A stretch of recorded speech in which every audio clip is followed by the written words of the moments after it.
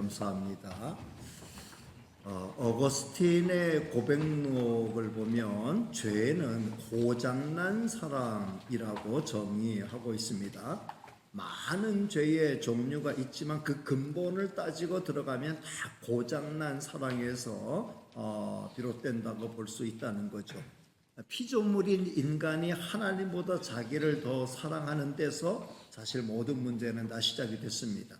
하나님 사랑하고 하나님 사랑 안에서 자기를 사랑할 때 진정한 자기 사랑이 될 수 있는데 사람들은 그렇게 하지 못합니다. 하나님보다 자기를 더 사랑하는 그런 성향이 뚜렷하죠. 그래서 인류는 깊은 죄에 빠져 있는 것입니다. 성도는 뭐예요? 성도는 거듭나면서 하나님의 사랑을 깨닫게 되죠. 그 사랑에 감동하고 감격하게 됩니다. 그래서 하나님을 비로소 사랑할 줄 아는 사람이 되죠. 하나님 가까이 하고 이렇게 하나님 찾아와서 예배 드립니다. 자신의 소중한 물질을 하나님께 드리고 시간을 드리고 재능을 드립니다. 하나님의 사랑을 깨달은 성도는 아무리 많은 걸 하나님께 드려도 하나도 아깝지 않습니다. 하나님의 선한 뜻을 위해 자기 자신을 드릴 수 있음에 대해서 그 자체로 보람과 기쁨과 감사를 얻게 되는 거죠. 그리고 하나님의 사랑을 제대로 깨달은 성도는 다른 사람을 비로소 사랑할 줄 알게 됩니다. 다른 사람의 인격을 존중하고 그 삶을 존중합니다. 그래서 상대방이 믿음 안에서 잘 되기를 격려하고 축복하죠.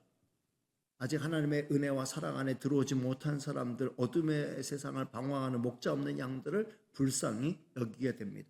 그래서 어떻게 해서든 저들을 주님께로 인도하도록 하는데 많은 관심과 힘을 쏟게 되죠.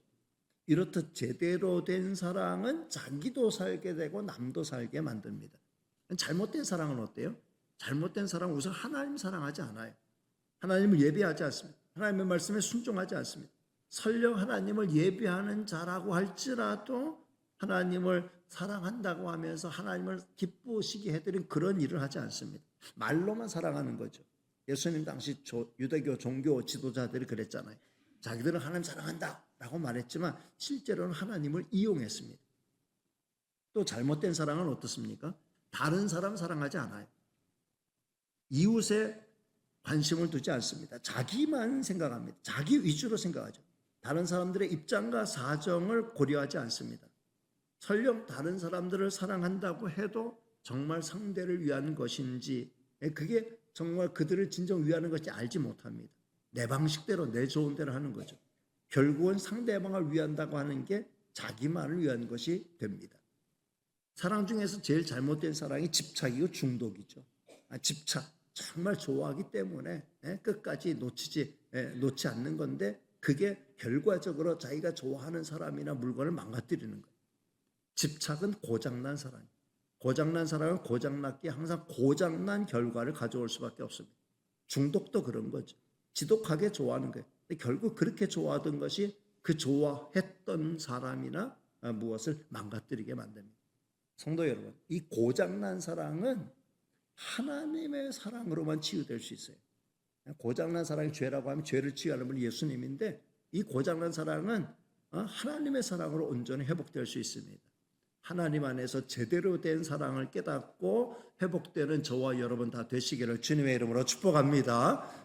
오늘은 하나님의 사람 다윗이 잠시 고장난 사랑에 빠지게 된 그 내용을 소개하고 있습니다. 우리 이걸 반면교사로 삼아야 됩니다.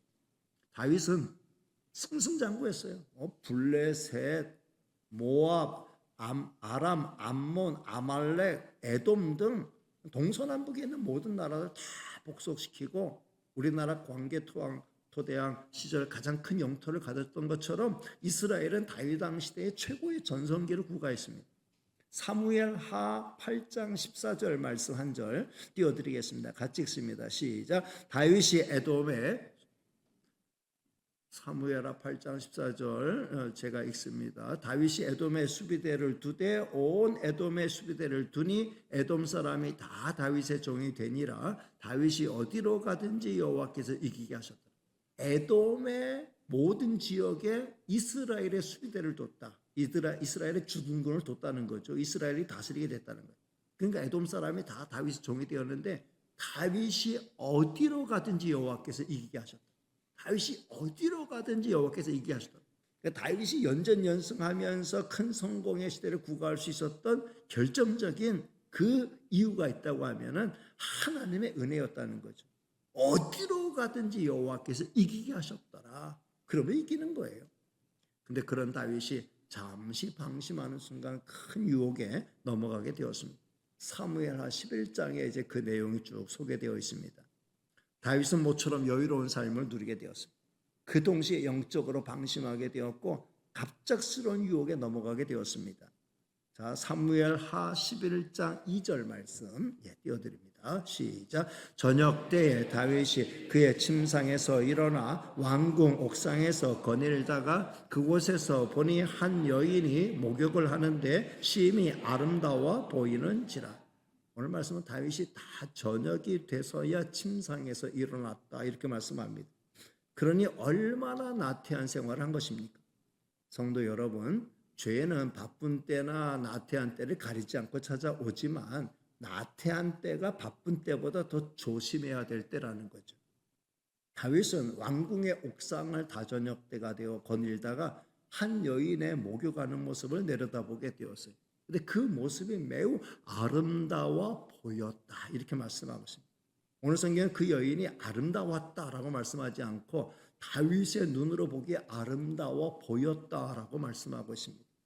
성도 여러분, 그런 게 아니고 그렇게 보이는 게 문제예요. 첫사랑 하와가 그렇게 보이는 유혹에 넘어간 거죠. 창세기 2장 6절 말씀 보겠습니다. 시작. 여자가 그 나무를 본즉 먹음직도 하고 보암직도 하고 지혜롭게 할 만큼 탐스럽기도 한 나무인지라 여자가 그 열매를 따먹고 자기와 함께 있는 남편에게도 주매 그도 먹은지라. 성도 여러분, 항상 이 안목의 정욕이 문제가 돼요. 근데 이 현대는 안목의 정욕이 만연한 시대입니다. 수많은 영상이 우리를 죄의 길로 인도하고 있습니다. 성도는 안목의 정욕에 빠지지 않도록 조심해야 됩니다. 안목의 정욕에 사로잡히지 않도록 힘쓰는 성도들이 되시기를 바랍니다. 다윗은 마침내 이 밧세바를 왕궁으로 데려다가 간음죄를 범하게 되었습니다. 근데 이 다윗이 범한 간음죄는 간음죄로 그치지 않고 온갖 거짓말하는 죄에 플러스하여 살인하는 죄까지 이어지게 돼요. 밧세바가 얼마 지나지 않아서 임신했다. 당신으로 인하여 임신하게 되었다. 이런 소식을 알린 거예요. 큰일 났잖아요. 당시 밧세바의 남편은 우리야 장군으로 군에 지금 전쟁에 나가 있어요. 그러니 이 밧세바가 임신했다는 사실은 누구의 사내, 어떤 사내로 인하여 임신한 것이냐 추궁하면 다윗이 금방 발각이 드러날 거잖아요. 그러니까 다윗이 이 죄를 컴프로치 하기 위해서 전쟁터에 있는 우리야 장군을 소환을 합니다. 집에 가서 며칠 쉬라. 근데 우리야는 그 집에 가서 며칠 쉴 이유가 저에게는 없습니다. 제 위에 상관과 또 제 동료들과 제 부하들이 전쟁터에서 치열하게 싸움하고 있는 제가 이유 없이 집에 가서 편히 발 씻고 들어놓고 내 아내를 품을 수는 없습니다 하고 집에 안 가는 거예요.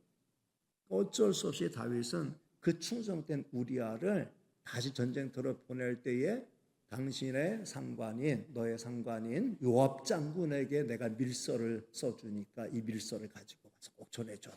이거 네가 할 일이다. 근데 그 밀서의 내용이 뭐냐면은 지금 이 편지를 품고 가는 이 우리아를 가장 전쟁이 치열한 곳에 앞장 세워서 이 맞아 죽게 만들어라. 그게 바로 네가 할 일이다. 그런 자기를 죽이라는 편지를 가슴에 품고 우리아 장군이 자기 상관인 요압 장군에게 가가지고 그걸 알려주는. 그랬더니 요압 장군이 고개를 끄덕이면서 알았다, 수고했다 해놓고 그 다음 이제 전쟁터로 보낼 때에 맞아 죽기 딱 좋은 곳에 이 우리아를 보낸 거죠. 그 계획대로 우리아가 그것을 전사하고 말아요. 요압이 그 사실을 다윗에게 보고하죠. 우리아가 이렇게 해서 죽게 되었습니다. 다윗이 그 일에 대해서는 함구하고 당신 책임 없으니까 장례를 잘 치러줘라. 그리고 장례를 잘 치른 거예요. 그러고 난 다음에 과부가 된 이 밧세바를 정식 자기의 후궁으로 다윗 왕이 드린 거죠.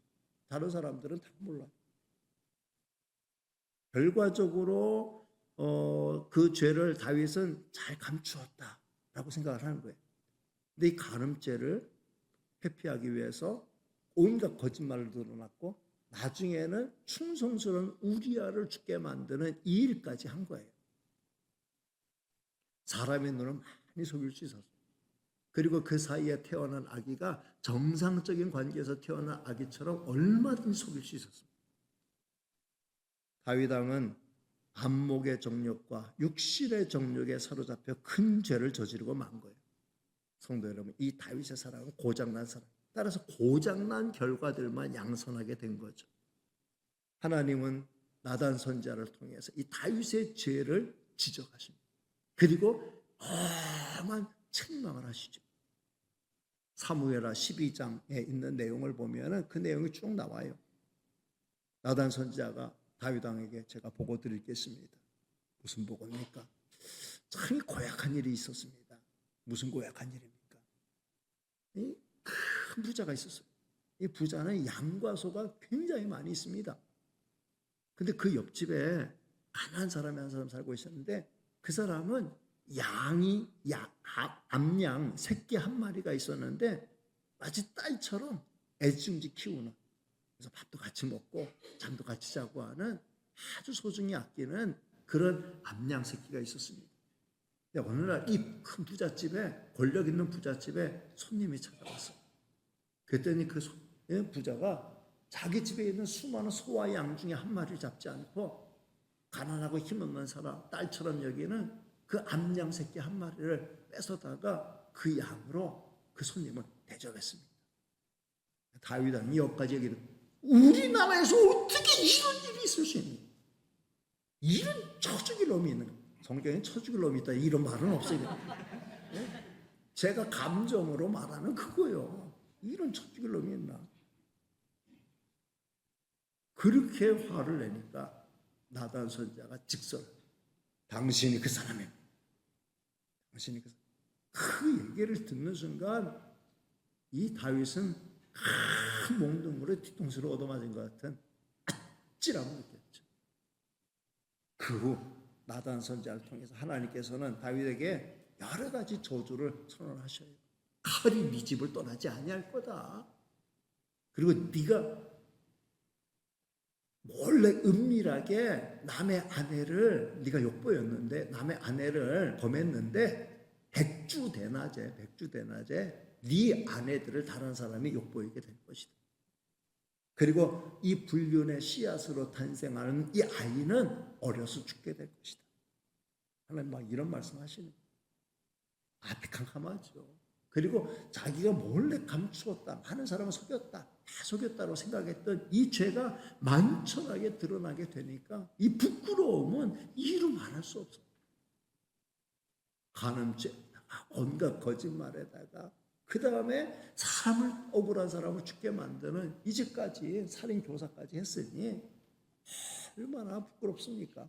일국의 왕으로서. 그리고 누구보다도 하나님을 잘 경외하고 하나님 앞에 바로 하나님의 마음에 합한 사람이라고 늘 기도하면서 늘 찬송하면서 하나님을 예배하는 데 있어서 제일 모범이 되었던 그 사람이 이런 죄에 빠지게 됐어요. 이건 뭐 하나님의 영광 땅바닥에 떨어진 거는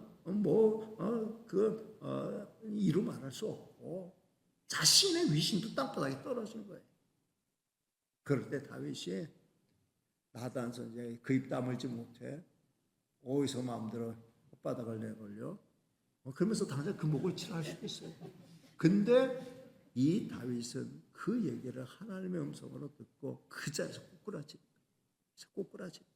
그래서 우리가 같이 읽었던 시편 51편이 다윗이 나단 선지자를 통해서 이 밧세바와 범한 이 죄에 대해서 책망받고 난 다음에 하나님 앞에 참회하는 참회식. 시편 51편 다윗의 참회시에요. 다윗은 하나님 앞에 간절히 이 부끄러운, 이 수치스러운, 이 정말 감췄으면 좋은, 아무도 몰랐으면 좋은 이 죄에 대해서 하나님 이 죄를 좀 씻어주세요. 이 죄를 좀 제 리스트에서 제주세요. 간절히 기도합니다. 1절 말씀 같이 읽겠습니다. 시작. 하나님이여 주의 인자를 따라 내게 은혜를 베푸시며 주의 많은 긍휼을 따라 내 죄악을 지워주소서. 내 죄악을 좀 지워주세요. 2절 말씀 같이 봅니다. 시작. 나의 죄악을 맑게 씻으시며 나의 죄를 깨끗이 제하소서. 지워주세요. 정말 제가 이런 죄가 없는 사람이면 좋겠어요. 이런 죄를 저지르지 않은 사람이면 좋겠어요. 이전으로 돌아가면 좋겠어요. 그렇게 말합니다. 그러나 이미 저지른 죄가 없어지는 거 아니잖아요.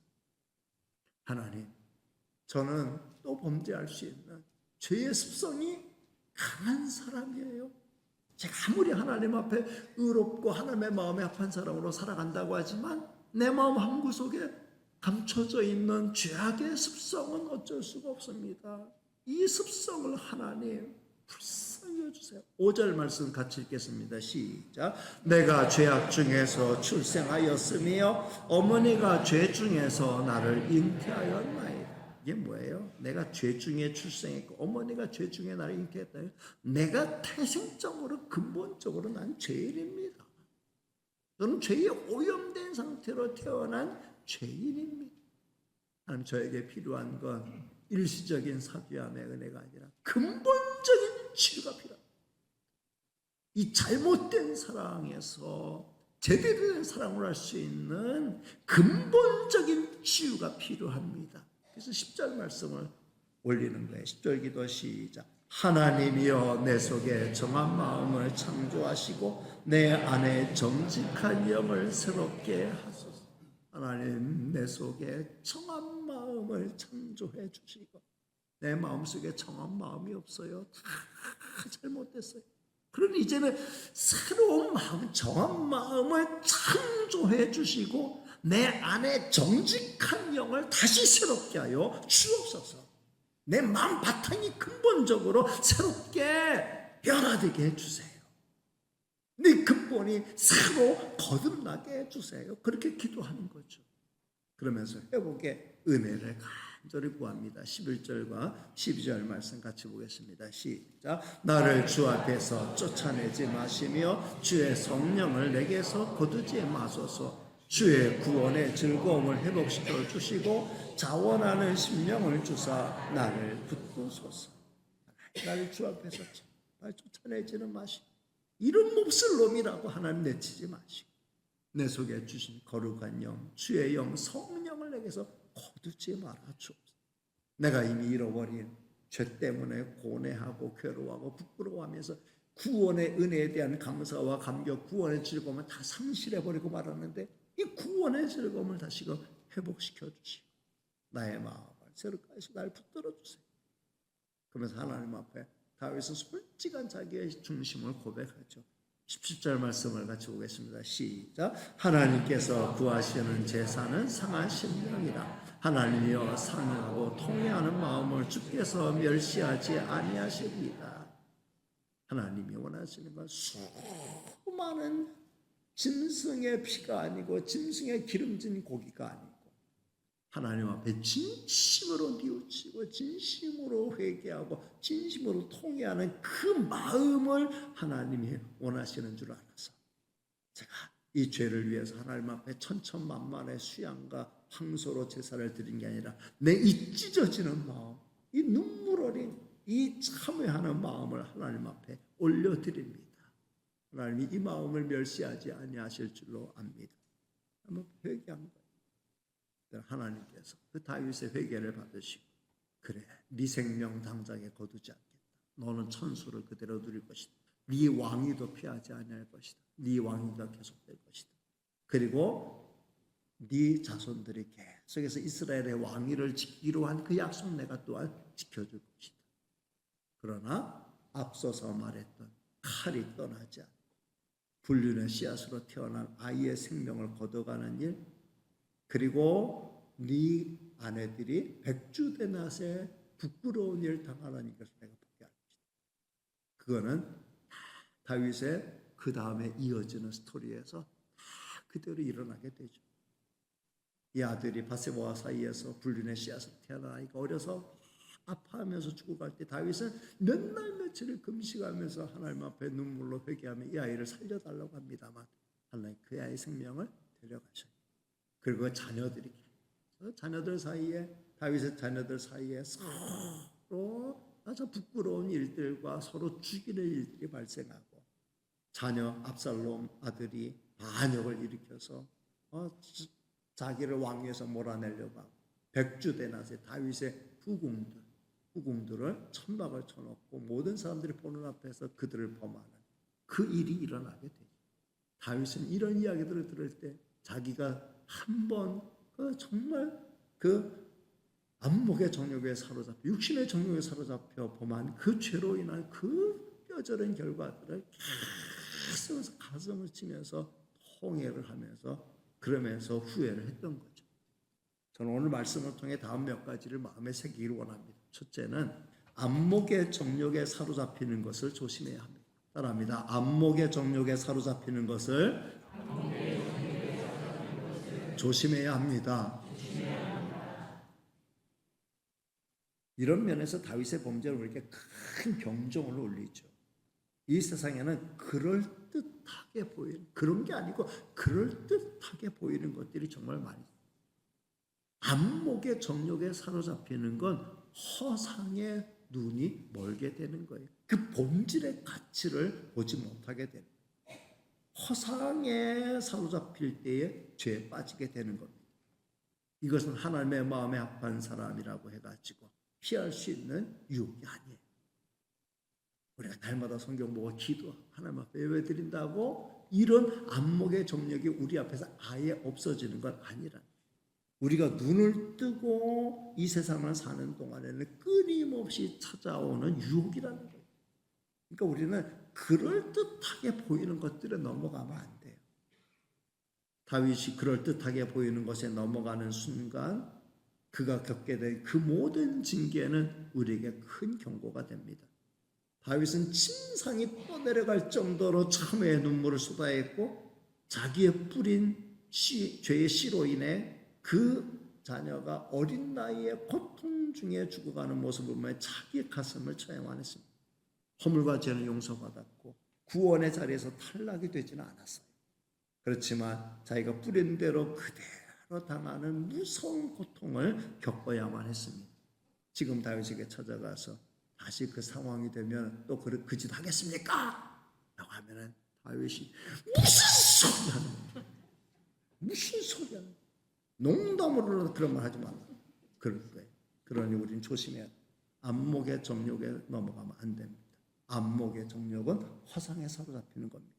두 번째는 회개는 확실하고 분명하게 해야 합니다. 따라합니다. 회개는 확실하고 분명하게 해야 합니다. 다윗은 결코 회개하는 신용만 하지 않았어요.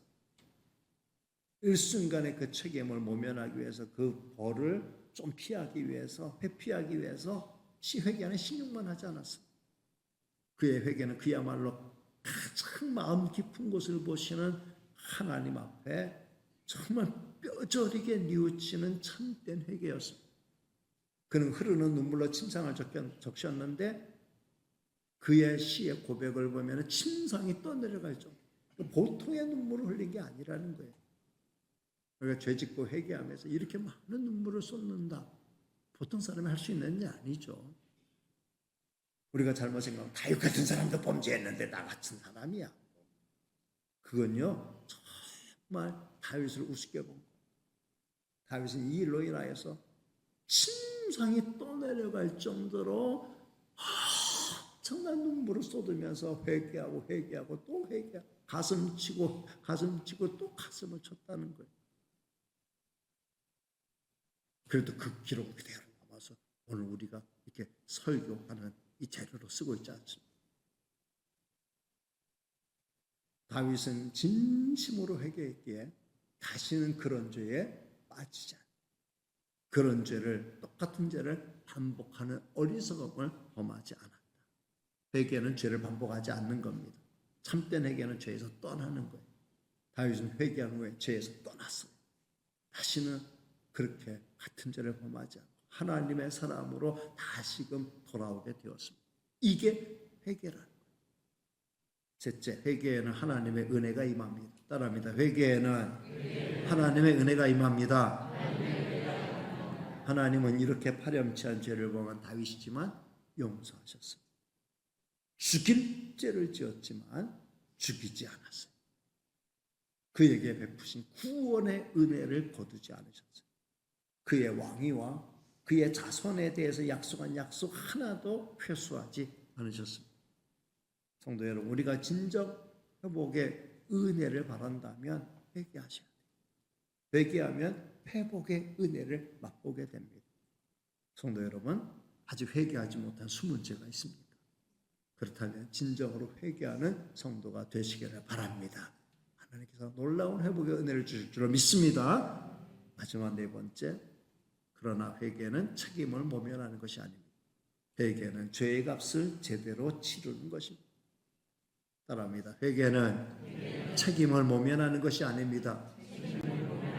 회개는 죄의 값을 제대로 치르는 것입니다.